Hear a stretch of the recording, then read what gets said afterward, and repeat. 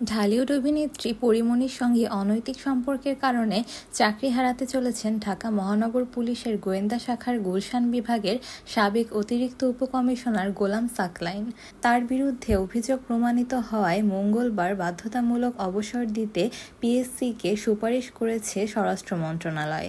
এরই মধ্যে সাকলাইনের চাকরি হারাতে যাওয়ার প্রসঙ্গে গণমাধ্যমে মুখ খুলেছেন নায়িকা পরীমনি। সংবাদ মাধ্যম অনুযায়ী সাকলাইনের চাকরি হারানোর বিষয়ে কথা বলতে একরকম নারাজ ছিলেন পরীমনি। তার কথায় বিষয়টি যদি ব্যক্তিগত পর্যায়ে আসে তখন আমি কথা বলবো, এখনো মনে হয় না আমার কোনো কথা বলার দরকার আছে। তবে সাকলাইনের সঙ্গে পরীমনির কী সম্পর্ক তা নিয়ে স্পষ্ট কিছু বলেননি এই চিত্রনায়িকা।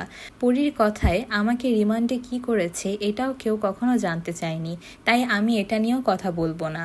এ সময় পরীমনি বলেন, সাকলাইনের জন্য খারাপ লাগছে, সে ব্যক্তিগত আক্রোশের শিকার। প্রেম ভালোবাসা যাই হোক না কেন, এটা শুধু একটা অদ্ভুত কারণ হিসেবে দাঁড় করানো হয়েছে। আমার মনে হয় সে অন্য কোথাও ব্যক্তিগত আক্রোশের শিকার।